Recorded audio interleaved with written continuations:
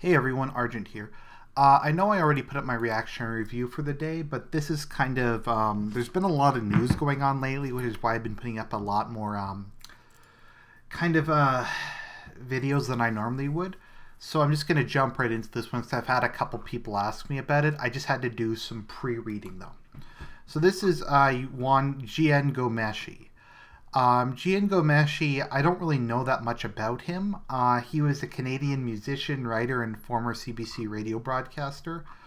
My first year in university, he spoke on my campus. I think he would go to campuses. He ran a show called Q. I actually have never seen it because I don't watch CBC. Let's see here. What is it? Doesn't really say what it is. I think it's an interview show. We're just going to say it's an interview show. National Arts Magazine show.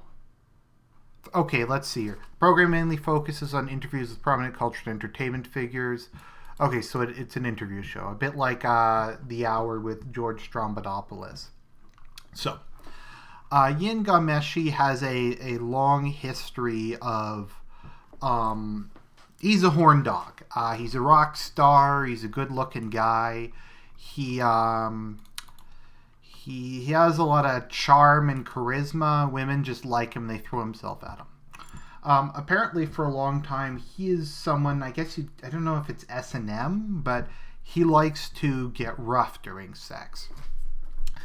And basically, what happened was a bunch of women who he had rough sex with came forward and accused him of rape and sexual assault. Now, this happened a couple of years ago, back during the, a couple of years ago. And when I heard about it, I was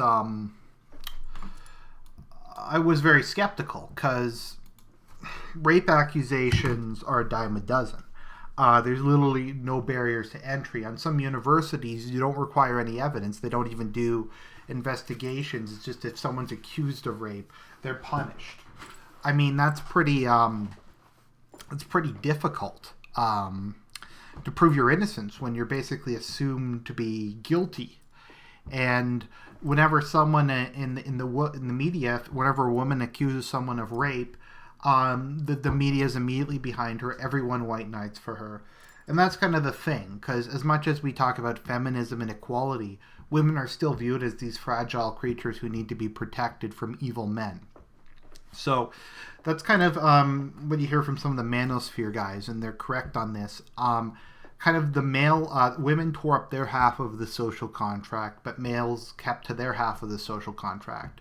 So women are still being treated like this is the Victorian era, except they have none of the rights and they have none of the responsibilities of the Victorian era. So everyone just assumed Ghomeshi was guilty. I defended him, just because I'm like, he probably is a scumbag. He's probably a degenerate. He probably should be put into a helicopter. But in terms of the law, I wasn't really sure he had done anything illegal. And I was like, could we at least have a trial before we assume the guy's guilty? I mean, who knows? These people could all be lying. It's not like people don't do this all the time, pretend to be pregnant or pretend that that they had sex with someone famous to be paid to go away. It's pretty open and shut. So let's just look at some of the timeline for this. Okay, so let's see here. In 2010, the producer of Q approached her union, the Canadian Media Guild, reporting that Ghomeshi had repeatedly sexually harassed her starting in 2007. There was emotional abuse, gaslighting, and psychological games that undermined her intelligence, security, and sense of self.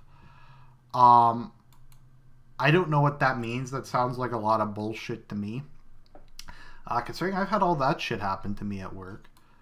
It just, to me, kind of sounds like a woman who wasn't treated like a princess and is complaining. I don't know. Then again, this guy is a scumbag, but... she declined to start a union arbitration or file a grievance with the executive producer of the show informally. So we're supposed to feel sorry for her. I mean, she refused to go through the process that is in place for these sorts of things. And they're like, well, why didn't they immediately just fire him and throw him in jail? Well, because there's a process. I mean, you have to do an investigation. You have to figure out what happened. You can't just throw everyone in jail who gets accused of something. So journalism students at the University of Western Ontario were advised not to pursue internships at Kew due to Ghomeshi's behavior towards women. Okay, well, once again, they're strong women. They can deal with it on their own. So then we have some other stuff. Okay. So in the spring of 2014, Ghomeshi advised his employers at the CBC that the Toronto Star was looking to allegations by an ex-girlfriend that he had engaged in non-consensual rough sex, and that he denied this accusation. I thought we were supposed to be open to alternative lifestyle choices, and this is the bullshit. Like, Toronto is the dildo capital of the world. I posted a video a couple days ago that shows one rabbit literally dildoing another rabbit. Universities in Toronto will take their kids to orgies. They'll have sex clubs. We had a World Pride Week where everyone was dressed up in S&M shit and whipping each other. It's kind of like the world capital for this kind of degeneracy. So we're not allowed to criticize any of that, but Jian Ghomeshi hurt some poor innocent women, so we're supposed to be angry about that. So in early 2012, warned that Ghomeshi's behavior may have crossed into his work environment. What the hell does that mean? So the CBC investigating concluded there was no workplace complaints against Ghomeshi. Well, why didn't any of these people submit complaints? Why did they wait years? Oh, right, because, and this is the premise, that women don't have agency. They can't come forward. They can't go through any of the existing processes. We have to make a completely different process for them because they're incapable of filling out paperwork. Almost all known staffers on Q said they were not contacted by the CBC management as part of any investigation because there was nothing. So let's see here. So Ghomeshi wound up showed his bosses lewd text messages on a CBC-owned forum and graphic personal sex videos. So then he was fired, and he was put on trial with 3 women accusing him of sexual assault. So what happened? Well, it turns out that pretty much all the women are pathological liars. The trial basically, so it turned out that basically they were all lying, not just inconsistencies. I mean, this stuff was a while ago. Well, actually, that raises some other questions. If this stuff was like 10 years or more ago, would have come forward sooner? Oh no, they were battered women. See, when a woman is sexually assaulted, she loses all her agency for the next 14 years, or whenever, and then she can come forward at any point in time. So there's no real evidence that anything illegal happened. It was interestingly, the whole case kind of played off of the kind of it's very patriarchal actually, because it played off the idea that Jian Ghomeshi was a man kind of abusing these poor innocent women who have no agency and no ability to defend themselves, a view which I'm actually kind of sympathetic to, but it would have to be in the context of the full social contract being enforced. In a feminist society, fuck him. I don't have any sympathy for him coming after them. This was kind of the world that they wanted. They wanted to be free of men and free to pursue their own sexual liberation, and that's what they got. The other thing is, it plays off people's disgust for these kind of alternative lifestyles. But I thought we had like 50 Shades of Grey. I thought the S&M community was out in the open. I mean, it's 2016 and people are still concerned about this. What people have told me is you can't consent to being choked. Yeah, of course you can. I mean, you can consent to all kinds of shit. They're in Canada, they're trying to make it legal to give people AIDS. So, yeah. So, the judge described it as playing chicken with the justice system. Given his name, he was probably a white male, which is probably why he came up with a logical, rational solution to this. So let's see here. So he ripped apart the testimony of the 3 women who accused former CBC. Okay. their evidence suffered not just from inconsistencies and questionable behavior, but was tainted with outright deception. I'm not sure if it's here, but one of them said, I lied and withheld parts of my trial because I wanted to become a hero to the sexual abuse rights movement.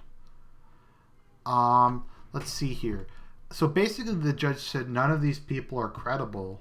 This is a sexual assault case, so we don't actually have like a video or any like solid evidence. It's he said, she said, and he's like, these people just are not credible. Okay, so let's just go through some of this bullshit. Okay, his defense lawyer was a woman, by the way, which is kind of funny. Bombshells waiting for the complaints, information the woman hadn't shared with the police or Crown, so they lied to the Crown as well. The first complaint testified Ghomeshi suddenly yanked on her hair when they were kissing in his car in late 2002. A few days later, she said he abruptly pulled her hair while they were kissing in his home and punched her in the head. Okay, so that was, both cases were describing apparently the same sexual assault case.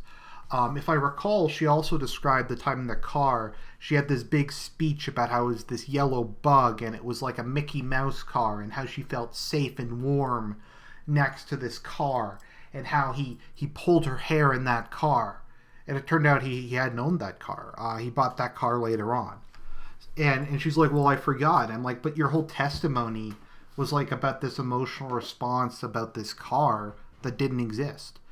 And somehow she forgot that they were actually at his house instead of in the car. Like, I get memories fade over time, but these are pretty massive details. These fundamentally transform it.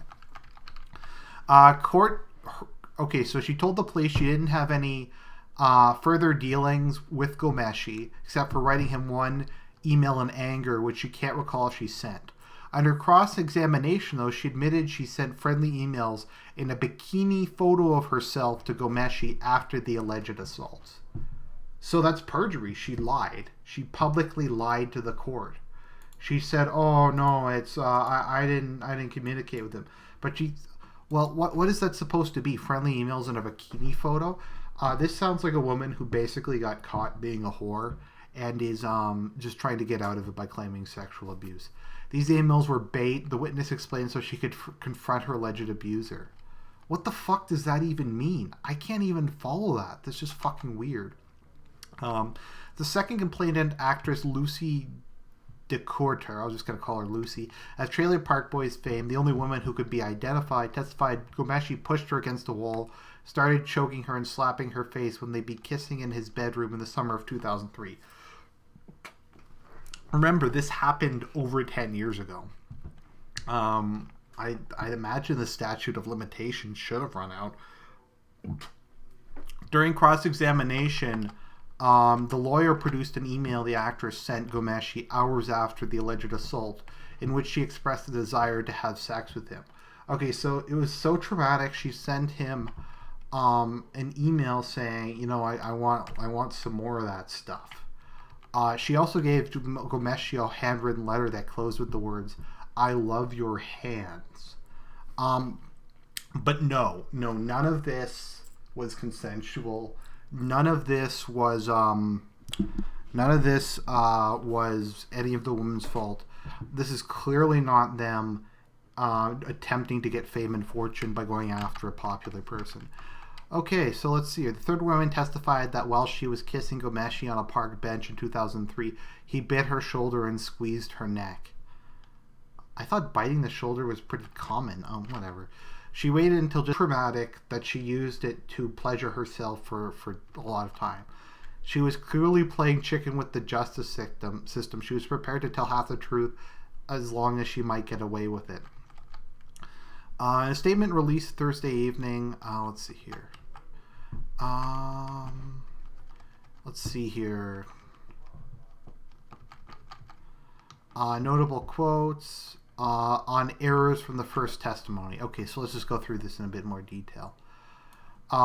One of her clear memories was simply and demonstrably wrong. She testifies that Ghomeshi had a bright yellow Volkswagen Love Bug or Disney car. He did not acquire that car until 7 months. I find that after the second alleged hair pulling incident, just listening to Ghomeshi's voice traumatized her. A year later, she tags a photo of her wearing a bikini. Um, reveals the mere thought of Ghomeshi traumatized her. Ghomeshi chose not to be complete. She lied to the police. She sent Ghomeshi a photo of her singing "Hit Me Baby One More Time" karaoke duet with him in 2004 with "Proof You Can't Live Without Me." She emailed Ghomeshi saying she was going to beat the crap out of him if they didn't hang out together in Banff. She was clearly pursuing a relationship with Jian Ghomeshi. Okay, let's see. What else do we have here? Let's see here. Ghomeshi made a sudden switch from charm to brutality. Let's see here. The complaint said the emails were bait to get Ghomeshi to contact her so she could ask him about the assault. Okay. Okay, it also turned out that several days after the alleged sexual assault, Lucy sent a 6-page letter, a 6-page romantic love letter, as well as numerous other emails. The emails, which Ghomeshi kept his personal archives, included were all love letters of a sexual nature. Violence against women is not about a woman's behavior. Well, that's just it. It didn't feel safe or sexy. It felt so safe and unsexy that they masturbated to the thought of him physically abusing them. Okay, discussing strategy in pursuing charges against Mr. Ghomeshi. Let me find this. Let's see here. Testified earlier, she communicated with Lucy, but didn't discuss. I think that's illegal, isn't it? To meet with other people and corroborate your stories before a trial? That sounds like perjury to me. It includes stuff like this. I want so fucking bad for that piece of shit to pay for what he's done. They said that Lucy instructs the woman to contact her lawyer and tell lengthy breakdown of her own meetings with the Crown. A witness also told Lucy, I wanted to know what they know, and that she sought how much she can dig with regard to the defense looking to correspondence in her personal life. Let's see here. So then they went on to lie about that, of course. She told the court next time she saw they were making out, she said it was consensual and felt like lasted for minutes. It all happened so fast. Something wasn't right. Okay, so what can we take away from all of this? What is kind of my conclusion? My conclusion is that Jian Ghomeshi didn't really do anything illegal. He didn't really do anything that is immoral either in terms of Canadian values. Now, to me personally, he sounds like a complete degenerate,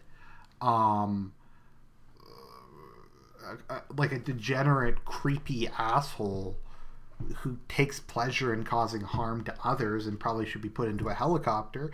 But this country isn't run on social conservatism. It's one of the most socially liberal countries on earth. So, we have World Pride Week. We have these orgies sponsored by universities. We have just all this stuff that happens in our country, and that's all okay. We have tranny bathrooms. We have sex ed curriculum telling little kids about dildos, telling them about that they might be the opposite gender. So that's all okay. But Jian Ghomeshi having consensual rough sex that a woman regrets later on, that's bad. So as I said, don't get me wrong, I'm not saying I personally like the guy. As I said, he should probably be put into a helicopter and, you know what that's a reference to. I wouldn't if I had a daughter, I wouldn't let her go anywhere near him. The man's a sexual predator. But that being said, we live in a society that tolerates stuff like this and tells us that this is a good thing, that he's like some sort of sexually liberated man that we should look up to. So to my mind, he's being punished for basically doing what society told him to do and what he was expected to do. And this is kind of like a real life version of Gone Girl. So I won't say Jian Ghomeshi did nothing wrong. He definitely did nothing illegal, though. And I haven't really seen any person who has been able to prove to me in any form that he did anything illegal. Anyways, people had been asking about this. Hopefully this isn't too late. This is Argent. I'll talk to you guys later.